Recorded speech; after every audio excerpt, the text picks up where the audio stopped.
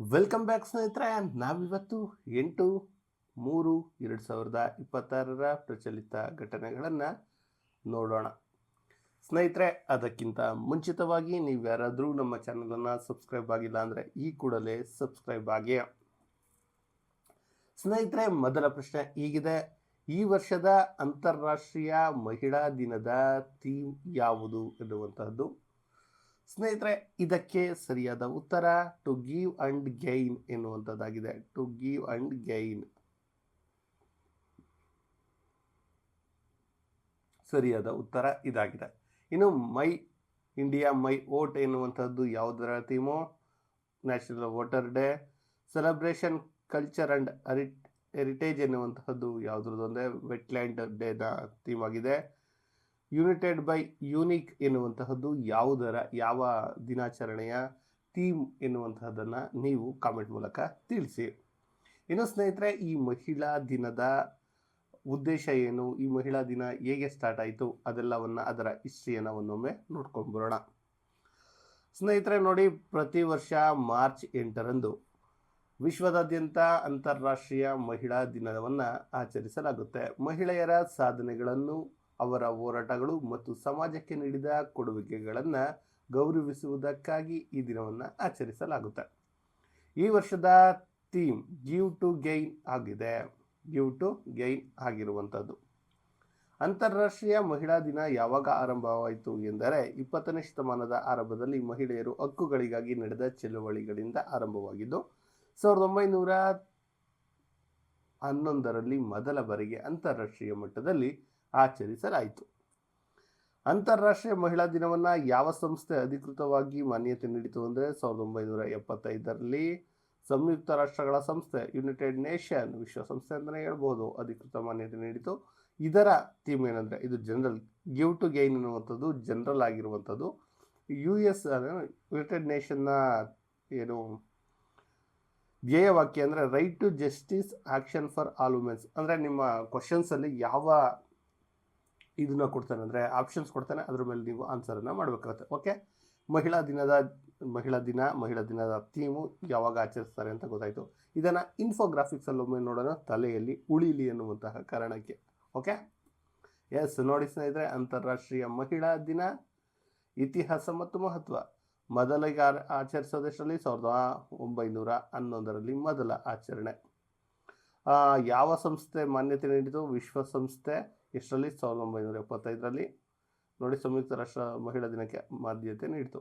ಇನ್ನು ಕೊಡುಗೆಗಳ ಮತ್ತು ಸಾಧನೆ ಮತ್ತು ಕೊಡುಗೆಗಳಿಗೆ ಗೌರವವನ್ನು ನೀಡುವಂತಹದ್ದು.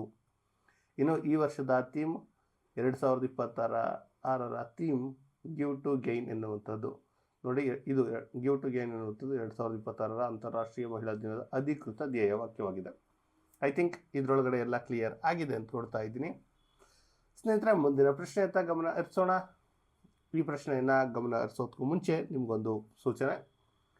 ಸ್ನೇಹಿತರೆ, ನಮ್ಮ ಜ್ಞಾನದರ್ಶಿ ಚಾನಲು ಕೆಲವೊಂದು ಟೆಕ್ನಿಕಲ್ ಇಶ್ಯೂಯಿಂದ ನಿಮ್ಮೆಲ್ಲರಿಗೂ ಗೊತ್ತಿರುವಂತೆ ಎಷ್ಟೋ 40,000 ಸಬ್ಸ್ಕ್ರೈಬರ್ಸ್ ಇದ್ದರು, ಅದು ಡಿಲೀಟ್ ಆಗೋಗಿತ್ತು. ಅದಾದ ಮೇಲೆ ನಾವು ಮತ್ತೆ ಚಾನಲನ್ನು ಆರಂಭಿಸಿ ಈಗ 6,000 ಸಬ್ಸ್ಕ್ರೈಬರ್ ಆಗಿದ್ದಾರೆ.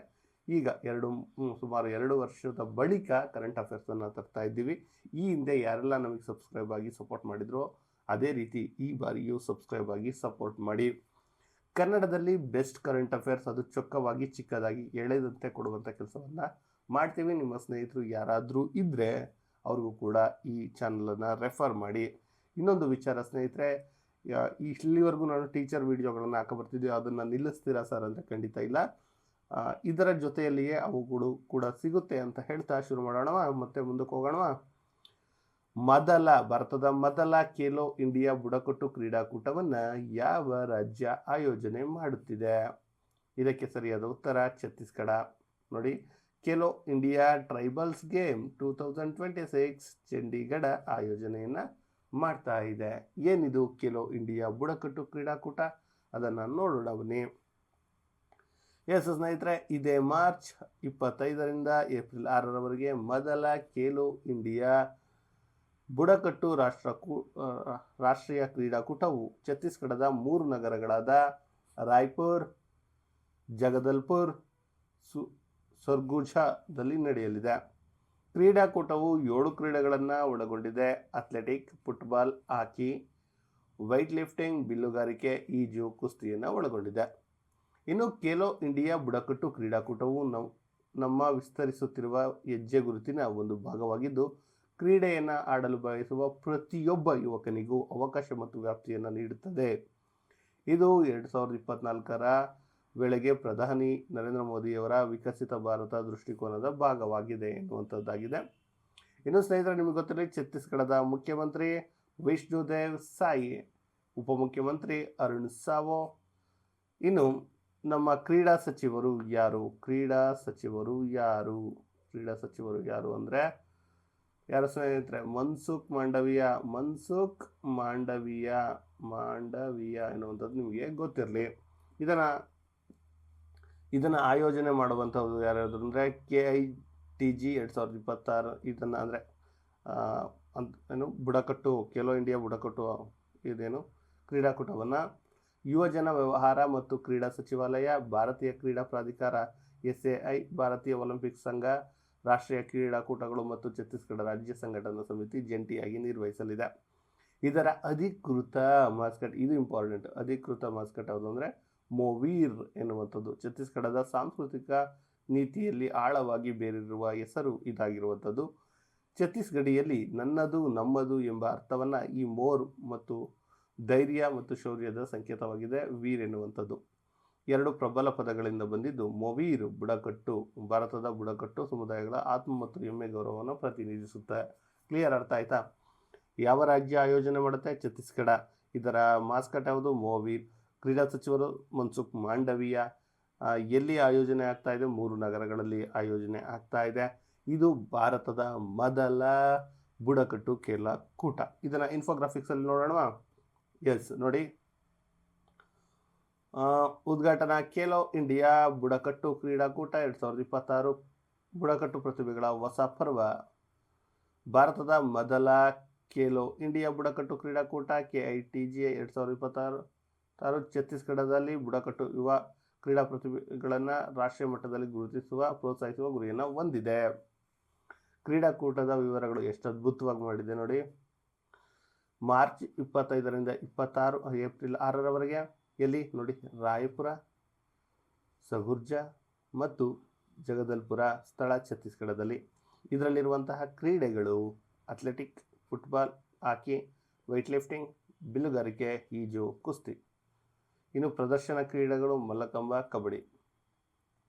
ಇನ್ನು ಐತಿಹಾಸಿಕ ಏನಪ್ಪ ಅಂದರೆ ಕ್ರೀಡಾಪಟುಗಳಿಗಿಂತ ಮೀಸಲಾದ ರಾಷ್ಟ್ರೀಯ ಮಟ್ಟದ ಮೊದಲ ಕ್ರೀಡಾಕೂಟ ಎನ್ನುವಂಥದ್ದು ನಿಮ್ಗೆ ಗೊತ್ತಿಲ್ಲ. ಇನ್ನು ಅಧಿಕೃತ ಮಾಸ್ಕಟ್ ಬಂದು ಮೊವೀರ್. ಹೆಂಗಿದೆ ನೋಡಿ ಮೊವೀರ್? ಇದು ನಾನು ನೋಡಿದ ತಕ್ಷಣ ನಿಮ್ಮ ತಲೆ ಹಂಗೆ ಉಳ್ಕೋಬೇಕು. ಈತನೇ ಮೊವೇರ್. ಇದು ಬುಡಕಟ್ಟು ಸಮುದಾಯದ ಹೆಮ್ಮೆ ಮತ್ತು ಶೌರ್ಯದ ಸಂಕೇತ. ಇನ್ನು ಗುರಿಯನ್ನು ನೋಡಿರೋದಾದರೆ ಪ್ರತಿಭೆಗಳನ್ನು ಗುರುತಿಸುವಿಕೆ ಮತ್ತು ಬೆಂಬಲ. ವಿಕಸಿತ್ ಭಾರತ 2047 ಸಪೋರ್ಟ್ ಮಾಡುವಂಥದ್ದು ರಾಷ್ಟ್ರೀಯ ಮಹತ್ವದ ಗುರಿಯನ್ನು ಹೊಂದಿರುವಂಥದ್ದು ನಮ್ಮ ಕ್ರೀಡಾ ಸಚಿವ, ನಿಮ್ಮೆಲ್ಲರಿಗೂ ಗೊತ್ತಿದೆ, ಮನ್ಸುಖ್ ಮಾಂಡವಿಯಾ. ಮುಂದಿನ ಪ್ರಶ್ನೆಗೆ ಹೋಗೋಣ.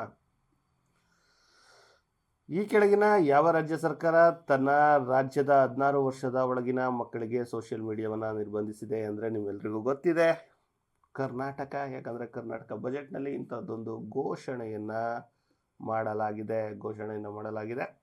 ಅದಷ್ಟೇ ಅಲ್ಲದೆ ಇಂತಹದೊಂದು ಘೋಷಣೆಯನ್ನು ಮಾಡಿದ ಮೊದಲ ರಾಜ್ಯ ಕರ್ನಾಟಕ ಎಂಬ ಖ್ಯಾತಿಯೂ ಕೂಡ ಪಾತ್ರವಾಗಿದೆ. ನೋಡೋಣ. ಕರ್ನಾಟಕದ ಮುಖ್ಯಮಂತ್ರಿ ಸಿದ್ದರಾಮಯ್ಯನವರು ಇತ್ತೀಚೆಗೆ ಮಂಡಿಸಿದ 2026-27ನೇ ಸಾಲಿನ ಕರ್ನಾಟಕ ರಾಜ್ಯ ಬಜೆಟ್ನಲ್ಲಿ 16 ವರ್ಷದೊಳಗಿನ ಮಕ್ಕಳಿಗೆ ಸಾಮಾಜಿಕ ಜಾಲತಾಣ ಸೋಷಿಯಲ್ ಮೀಡಿಯಾ ಬಳಕೆಯನ್ನು ನಿಷೇಧಿಸುವ ಮಹತ್ವದ ಘೋಷಣೆಯನ್ನು ಮಾಡಿದ್ದಾರೆ. ಈ ಮೂಲಕ ಮಕ್ಕಳ ಡಿಜಿಟಲ್ ಸುರಕ್ಷತೆಗಾಗಿ ಇಂತಹ ಕಠಿಣ ನಿರ್ಬಂಧಗಳನ್ನು ಪ್ರಕಟಿಸಿದ ಮೊದಲ ರಾಜ್ಯ ಎಂಬ ಖ್ಯಾತಿಗೆ ಕರ್ನಾಟಕ ಪಾತ್ರವಾಗಿದೆ. ಉದ್ದೇಶಗಳು ಮಾನಸಿಕ ಆರೋಗ್ಯ ರಕ್ಷಣೆ ಮಾಡುವಂತಹದ್ದಾಗಿದೆ.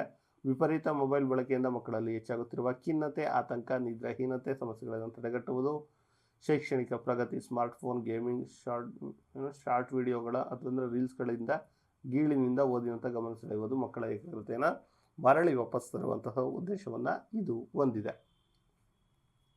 ಅರ್ಥ ಆಗಿದೆಯಾ? ಇದನ್ನು ಈಗ ಮುಂದುವರಿಸಿ ನೋಡೋದಾದರೆ ಹೆಚ್ಚಿನದಾಗಿ ಸೈಬರ್ ಬೆದರಿಕೆ. ಇದು ನಿಮ್ಮೆಲ್ಲರಿಗೂ ಗೊತ್ತಿದೆ. ಸೈಬರ್ ಬುಲ್ಲಿಂಗ್ ಅಂದರೆ ಹಾನಿಕಾರಕ ಕಂಟೆಂಟ್ಗಳು ಅಪ್ರಾಪ್ತ ವಯಸ್ಕರನ್ನು ರಕ್ಷಿಸುವುದು ಒಂದು, ಮತ್ತು ಅವ್ರಿಗೆ ಭಯ ಅಂದರೆ ಏನೇನೋ ಕಂಟೆಂಟ್ ಕಳಿಸಿ ಅವ್ರನ್ನ ಎದುರಿಸ್ತಾರಲ್ಲ, ಸೈಬರ್ ಬುಲಿಂಗ್ ಮಾಡೋದನ್ನು ತಡೆಯುವಂಥದ್ದು. ಅನುಷ್ಠಾನದ ಸವಾಲುಗಳು ಮುಂದಿನ ಹೆಜ್ಜೆ ಅಂದರೆ ಇಲ್ಲಿ ಬಜೆಟ್ನಲ್ಲಿ ಹೇಳಿದ್ದಾರೆ ಅಷ್ಟೇ, ಈ ಮಾರ್ಗಸೂಚಿಗಳನ್ನು ಪ್ರಕಟಿಸಿಲ್ಲ. ಹೇಗೆ ಇದನ್ನು ನಿಷೇಧ ಮಾಡ್ತಾರೆ ಎನ್ನುವಂಥದ್ದು ಅದು ಇನ್ನು ಮುಂದೆ ನಮಗೆ ತಿಳ್ಕೋಬೇಕಾಗಿದೆ. ಇಲ್ಲಿ ವಯಸ್ಸಿನ ದೃಢೀಕರಣ ಹೇಗೆ ಮಾಡ್ತಾರೆ ಅವ್ರಿಗೆ ಹೆಂಗೆ ಗೊತ್ತಾಗುತ್ತೆ ಅಂದರೆ, ಫೇಸ್ಬುಕ್, ಇನ್ಸ್ಟಾಗ್ರಾಮ್ನಂತಹ ವೇದಿಕೆಗಳು ಬಳಕೆದಾರರ ನಿಖರ ವಯಸ್ಸನ್ನು ಪತ್ತೆ ಹಚ್ಚುವುದು ತಾಂತ್ರಿಕ ದೊಡ್ಡ ಸವಾಲಾಗಿದೆ. ಇತ್ತೀಚೆಗೆ ಮಕ್ಕಳಲ್ಲಿ ಸೋಷಿಯಲ್ ಮೀಡಿಯಾ ನಿರ್ಬಂಧಿಸಿ ಆಸ್ಟ್ರೇಲಿಯಾ ಸರ್ಕಾರ ಇಂಥದ್ದೊಂದು ಮಾದರಿ ಕಾನೂನನ್ನು ತಂದಿತ್ತು. ನಿಯಮ ಯಾರು ಉಲ್ಲಂಘಿಸ್ತಾರೋ ಪ್ಲಾಟ್ಫಾರ್ಮ್ಗಳಿಗೆ ದಂಡ ವಿಧಿಸುವಂತಹದ್ದು. ಆ ರೀತಿ ಕರ್ನಾಟಕ ಅನುಸರಿಸಬಹುದು ಅಂತಿದೆ, ಇನ್ನೂ ಸ್ಪಷ್ಟತೆ ಇಲ್ಲ. ಓಕೆ, ಅರ್ಥ ಆಯ್ತಾ? 17ನೇ ಬಜೆಟ್ ಇಲ್ಲಿ ನಿಮ್ಗೆ ಇಂಪಾರ್ಟೆಂಟ್. 17ನೇ ಬಜೆಟ್ ಮಂಡಿಸಿದ್ದಾರು ಸಿದ್ದರಾಮಯ್ಯ. ಇದರಲ್ಲಿ ಮುಖ್ಯವಾಗಿ ಯಾವುದು 16 ವರ್ಷದ ಮಕ್ಕಳಿಗೆ ಒಳಗಿನ ಮಕ್ಕಳಿಗೆ ಸೋಷಿಯಲ್ ಮೀಡಿಯಾವನ್ನು ನಿರ್ಬಂಧಿಸಲಾಗಿದೆ. ಇದನ್ನು ಗ್ರಾಫಿಕ್ಸಲ್ಲಿ ನೋಡೋಣ. ಎಸ್ ನೋಡಿ, ಮಕ್ಕಳ ಸುರಕ್ಷತೆಗಾಗಿ ಸೋಷಿಯಲ್ ಮೀಡಿಯಾ ನಿಷೇಧ ಕರ್ನಾಟಕದ ಮಹತ್ವದ ಹೆಜ್ಜೆ. ಕರ್ನಾಟಕ ಸರ್ಕಾರ 2026-27ನೇ ಬಜೆಟ್ನಲ್ಲಿ 16 ವರ್ಷದ ಒಳಗಿನ ಮಕ್ಕಳಿಗೆ ಸಾಮಾಜಿಕ ಜಾಲತಾಣ ಬಳಕೆಯನ್ನು ನಿಷೇಧಿಸುವ ಪ್ರಸ್ತಾವನೆಯನ್ನು ಮಂಡಿಸಿದೆ. ಮಕ್ಕಳ ಮಾನಸಿಕ ಆರೋಗ್ಯ ಮತ್ತು ಶೈಕ್ಷಣಿಕ ದೃಷ್ಟಿಯಿಂದ ಈ ನಿರ್ಧಾರ ತೆಗೆದುಕೊಳ್ಳಲಾಗಿದ್ದು, ನೆರೆ ರಾಜ್ಯ ಆಂಧ್ರ ಪ್ರದೇಶ ಕೂಡ ಇದೇ ಹಾದಿಯನ್ನು ಅನುಸರಿಸುತ್ತಿದೆ. ಇದನ್ನು ನನ್ನಲ್ಲಿ ಹೇಳಿಲ್ಲ, ನೆನಪಲ್ಲಿರಲಿ. ನೋಡಿ, ಇನ್ಫೋಗ್ರಾಫಿಕ್ಸಲ್ಲಿ ನೋಡೋಣ. 16 ವರ್ಷದೊಳಗಿನ ಅವರಿಗೆ ಸಂಪೂರ್ಣ ನಿಷೇಧ, ಮುಖ್ಯಮಂತ್ರಿ ಘೋಷಣೆ. ಉದ್ದೇಶ ಏನಪ್ಪ ಅಂದರೆ ಮಾನಸಿಕ ಮತ್ತು ಶೈಕ್ಷಣಿಕ ಹಿತದೃಷ್ಟಿ. ಇನ್ನು ಅದೇ ಸ್ಕ್ರೀನ್ ಅಡಿಕ್ಷನ್ಸ್ ಇರ್ಬೋದು, ಅದನ್ನು ತಡೆಯುವಂಥದ್ದು. ವಯಸ್ಸಿಂದ ಅದು ಅವರು ಮಾಡ್ಕೊಳ್ತಾರೆ. ಪ್ರಸ್ತುತ ಪರಿಸ್ಥಿತಿ ಮತ್ತು ಹೋಲಿಕೆ ನೋಡಿ, ಆಂಧ್ರ ಪ್ರದೇಶ ಕೂಡ ಇಂಥದ್ದೇ ಒಂದು ಇದನ್ನು ಹೊಂದಿದೆ. ಅವರು 13 ವರ್ಷ, ನಮ್ಮದು 16 ವರ್ಷದೊಳಗಿನವರಿಗೆ, ಇಲ್ಲಿ 13 ವರ್ಷದೊಳಗಿನವರಿಗೆ ಅಂತಿದೆ. ಆಂಧ್ರ ಪ್ರದೇಶ 13 ವರ್ಷದೊಳಗಿನ ಮಕ್ಕಳಿಗೆ ನಿಷೇಧವನ್ನು ಘೋಷಿಸಿದೆ. 90 ದಿನದಲ್ಲಿ ಜಾರಿ ಬರಲಿದೆಯಂತೆ. ಇನ್ನು ಕರ್ನಾಟಕದ್ದು ಭಾರತದಲ್ಲಿಯೇ ಪ್ರಥಮ ಆಗುತ್ತೆ, ಯಾಕಂದರೆ ಇನ್ನೂ ಆಂಧ್ರ ಪ್ರದೇಶ ತಂದಿಲ್ಲ. ಈ ಹೋಲಿಕೆ ನೋಡೋಣ, ರಾಜ್ಯ ಕರ್ನಾಟಕ ಮತ್ತು ಆಂಧ್ರ ಪ್ರದೇಶ ಗೊತ್ತಾಗುತ್ತೆ. ನೋಡಿ, ಮಾರ್ಚ್ 6ರಿಂದ ಇಲ್ಲಿ ತರ್ತಾ ಇದ್ದಾರೆ. ಇಲ್ಲಿ ಮಾರ್ಚ್ 6ರಿಂದನೇ ಇವರು ಹೇಳಿರುವಂಥದ್ದು, ಇನ್ನು ಜಾರಿಗೆ ಬಂದಿಲ್ಲ. ನಮ್ಮದು 16, ಅವ್ರದ್ದು 13 ವರ್ಷ ಎನ್ನುವಂಥದ್ದು ನೆನಪಲ್ಲಿ ಇರಲಿ. ಮುಂದಿನ ಪ್ರಶ್ನೆ ಸ್ನೇಹಿತರೆ, ಅದಕ್ಕಿಂತ ಮುಂಚೆ ಈ ವಿಡಿಯೋ ಹೇಗೆ ಅನ್ನಿಸ್ತಾ ಇದೆ ಕಾಮೆಂಟನ್ನು ಹಾಕಿ, ನಿಮ್ಮ ಸ್ನೇಹಿತರಿಗೆ ಇದನ್ನು ಕಳಿಸೋದನ್ನು ಮರಿಬೇಡಿ. ಓಕೆ, ಮುಂದಿನ ಪ್ರಶ್ನೆಗೆ ಹೋಗೋಣ. ಅಮೆರಿಕ ಭಾರತಕ್ಕೆ ಯಾವ ದೇಶದಿಂದ ತೈಲ ಖರೀದಿಸಲು 30 ದಿನಗಳ ಅನುಮತಿ ನೀಡಿದೆ? ರಷ್ಯಾ. ಇಲ್ಲಿ ದೊಡ್ಡ ಇಶ್ಯೂ ಅಂದರೆ ಏನಂದರೆ, ಅಮೇರಿಕ ಯಾವುದು? ಅಮೇರಿಕ ಏನಿದೆ, ಅಮೇರಿಕ ಯಾವುದು? ನಮಗೆ ನಮ್ಮ ದುಡ್ಡಿನಿಂದ ರಷ್ಯಾದಿಂದ ಏನು ಇದನ್ನು ತೆಗೆದುಕೊಳ್ಳೋಕ್ಕೆ, ತೈಲ ತೆಗೆದುಕೊಳ್ಳೋಕ್ಕೆ ಹೇಳೋಕ್ಕೆ ಯಾರು ಎನ್ನುವಂಥದ್ದು. ಆ ಪ್ರಶ್ನೆ ಹಿಂದೆ ಸಾವಿರಾರು ಪ್ರಶ್ನೆಗಳು ಹುಟ್ಟುತ್ತೆ. ಅವೆಲ್ಲವೂ ನಮಗೆ ಇಲ್ಲಿ ಅವಶ್ಯಕ ಇಲ್ಲ. ಸಿಂಪಲಾಗಿ ಹೇಳೋದಾದರೆ, ಅಮೇರಿಕದೊಂದಿಗೆ ನಾವು ಒಂದು ಒಪ್ಪಂದವನ್ನು ಮಾಡ್ಕೊಳ್ತಿದ್ವಿ ಟ್ಯಾರಿಫ್ಗೋಸ್ಕರ. ಸೊ ಆ ಕಾರಣದಿಂದ ರಷ್ಯಾದಿಂದ ತಗೋಬಾರ್ದು ಅಂತ ಎಲ್ಲೋ ಅಫಿಷಿಯಲಿ ಹೇಳಿಲ್ಲ, ಬಟ್ ಹೇಳ್ತಾ ಇದ್ದಾರೆ ಎನ್ನುವಂಥದ್ದಿದೆ. ಬಟ್ ರಷ್ಯಾದಿಂದ ಈಗ ಕೊಳ್ಳಲು ಹಂಗಂತೇಳಿ ರಷ್ಯಾದಿಂದ ತೆಗೆದುಕೊಳ್ಳುವಂಥದ್ದು ತುಂಬಿಸಿ ತರೋದಲ್ಲ. ಈಗ ಆಲ್ರೆಡಿ ರಷ್ಯಾದಿಂದ ತೈಲಗಳನ್ನು ತುಂಬಿರುವಂಥ ಶಿಪ್ ಏನಿದೆ, ಅವು ಆಲ್ರೆಡಿ ರೋಡಲ್ಲಿದೆ. ರೋಡಲ್ಲಿ ಏನಿದ್ದಾವೆ ಅವುಗಳಿಂದ 30 ದಿನಗಳ ಕಾಲ, ಬರೋಕ್ಕೆ 30 ದಿನ ಆಗುತ್ತೆ, 30 ದಿನಗಳ ಕಾಲ ರಷ್ಯಾದಿಂದ ತೆಗೆದುಕೋಬಹುದು ಅಂತ ಅಮೆರಿಕದ ಖಜಾಂಚಿ ಕಾರ್ಯದರ್ಶಿ ಯಾರೋ ಹೇಳಿದ್ದಾರೆ. ಓಕೆ, ಅದನ್ನೊಮ್ಮೆ ನೋಡ್ಕೊಂಡು ಬಂದ್ಬಿಡೋಣ. ಇರಾನ್ ಮತ್ತು ಅಮೆರಿಕ ಇಸ್ರೇಲ್ ನಡುವಿನ ಸಂಘರ್ಷದಿಂದಾಗಿ ತೈಲ ಪೂರೈಕೆಯಲ್ಲಿ ಉಂಟಾಗಿರುವ ವ್ಯತ್ಯಯವನ್ನು ನಿಭಾಯಿಸಲು ಅಮೆರಿಕ ಸರ್ಕಾರವು ಭಾರತಕ್ಕೆ ರಷ್ಯಾದಿಂದ ತೈಲ ಖರೀದಿಸಲು 30 ದಿನಗಳ ತಾತ್ಕಾಲಿಕ ಅನುಮತಿ ನೀಡಿದೆ. ಇದೇ ನಮಗೆ ದೊಡ್ಡ ಪ್ರಶ್ನೆ ಆಗಿರೋದು, ಅವ್ರು ಯಾರು ನೀಡೋದಕ್ಕೆ ಅಂತ. ನಮ್ಮದು ಒಂದು ಸಾರ್ವಭೌಮ ದೇಶ ಅಲ್ವಾ. ಇರಲಿ, ಸಮುದ್ರದಲ್ಲಿ ಸಿಲುಕಿಕೊಂಡಿರುವಂತಹ ರಷ್ಯಾದ ತೈಲ ನೌಕೆಗಳನ್ನು ಭಾರತ ಸಂಸ್ಕರಣಾಗಾರಗಳಿಗೆ ತಲುಪಿಸಲು ಇದು ಅವಕಾಶ ನೀಡುತ್ತದೆ. ಹಾರ್ಮುಜ್ ಜಲಸಂಧಿ ಮುಚ್ಚಿರುವುದರಿಂದ ಜಾಗತಿಕ ಮಾರುಕಟ್ಟೆಯಲ್ಲಿ ತೈಲ ಪೂರೈಕೆ ಕಡಿಮೆಯಾಗದಂತೆ ನೋಡಿಕೊಳ್ಳಲು ಅಮೆರಿಕದ ಉದ್ದೇಶ. ಭಾರತ ತನ್ನ ತೈಲ ಭದ್ರತೆಯ ವಿಷಯದಲ್ಲಿ ಸದ್ಯ ಅತ್ಯಂತ ಸೂಕ್ಷ್ಮ ಹಂತದಲ್ಲಿದೆ. ಭಾರತದ ಬಳಿ ಕೇವಲ 25 ದಿನಗಳಿಗೆ ಸಾಕಾಗುವಷ್ಟು ಮಾತ್ರ ಕಚ್ಚಾ ತೈಲದ ಮೀಸಲು ಸಂಗ್ರಹವಿದೆ. ಭಾರತವು ತನ್ನ ಒಟ್ಟು ತೈಲ ಆಮದಿನಿಂದ 40% ಮಧ್ಯಪ್ರಾಚ್ಯದಿಂದ ಪಡೆಯುತ್ತದೆ. ಇದರಲ್ಲಿ ಹೆಚ್ಚಿನ ಪಾಲು ಹಾರ್ಮುಜ್ ಜಲಸಂಧಿಯ ಮೂಲಕವೇ ಬರಬೇಕಿದೆ. ಈಗ ಆ ಮಾರ್ಗ ಇರಾನ್ನಿಂದ ಮುಚ್ಚಲ್ಪಟ್ಟಿರುವುದರಿಂದ ಭಾರತಕ್ಕೆ ಪರ್ಯಾಯ ಮಾರ್ಗದ ಅಗತ್ಯವಿತ್ತು. ಮುಂದಿನ ದಿನಗಳಲ್ಲಿ ಭಾರತವು ರಷ್ಯಾ ಬದಲಿಗೆ ಅಮೆರಿಕದಿಂದ ಹೆಚ್ಚಿನ ತೈಲವನ್ನು ಖರೀದಿಸಬೇಕು ಎಂಬ ನಿರೀಕ್ಷೆಯನ್ನು ವಾಷಿಂಗ್ಟನ್ ವ್ಯಕ್ತಪಡಿಸಿದೆ.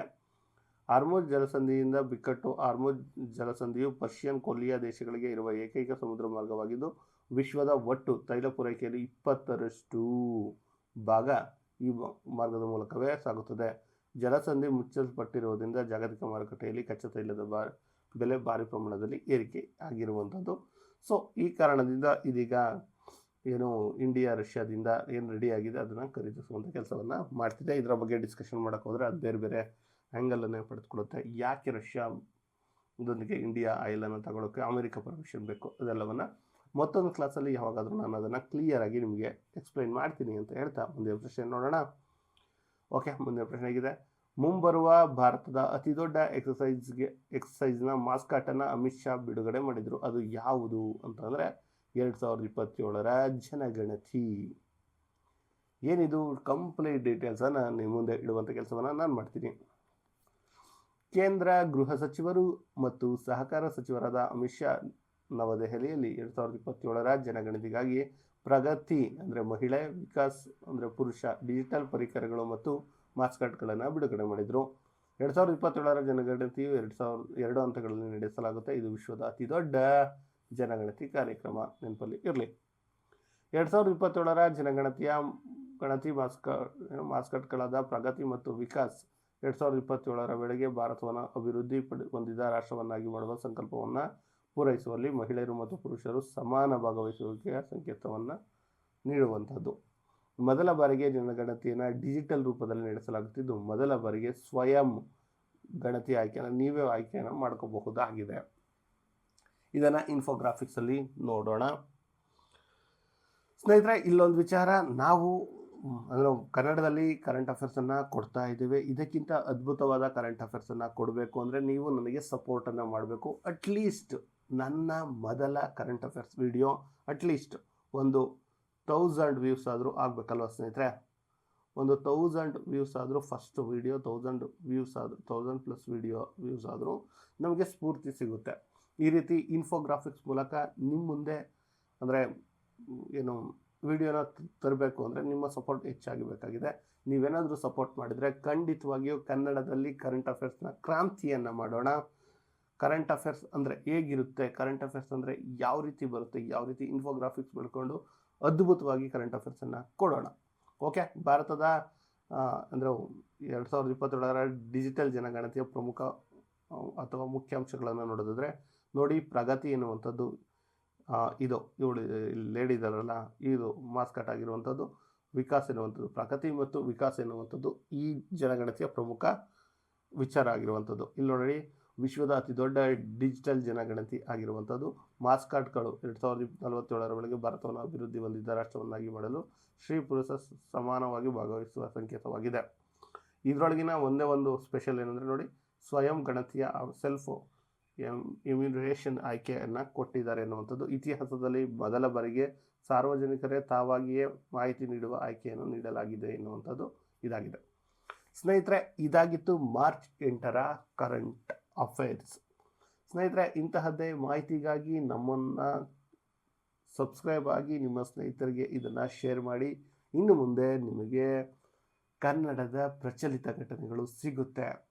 ಆದಷ್ಟು ಬೇಗ ಇದನ್ನು ಎಲ್ಲರಿಗೂ ಶೇರ್ ಮಾಡಿ. ಈ ಹಿಂದೆ ನನ್ನ ಚಾನಲನ್ನು ಯಾರೆಲ್ಲ ಸಬ್ಸ್ಕ್ರೈಬ್ ಆಗಿದ್ರಿ ಅವರು ಮತ್ತೆ ಬನ್ನಿ, ಮತ್ತೊಮ್ಮೆ ನಮ್ಮ ಕನ್ನಡದಲ್ಲಿ ಕರೆಂಟ್ ಅಫೇರ್ಸ್ ಕ್ರಾಂತಿಯನ್ನು ಮಾಡೋಣ ಅಂತ. ಇನ್ನು ಟೀಚರ್ಸ್ ಏನಿದೆ, ಟೀಚರ್ಸ್ಗೆ ಸಂಬಂಧಪಟ್ಟಂಥ ವಿಡಿಯೋಗಳಿಂದ ಅದು ಕೂಡ ಮತ್ತೊಂದು ಆ್ಯಂಗಲಿಂದ ಅಪ್ ಆಗುವಂತಹ ಕೆಲಸವನ್ನು ಮಾಡ್ತೀನಿ.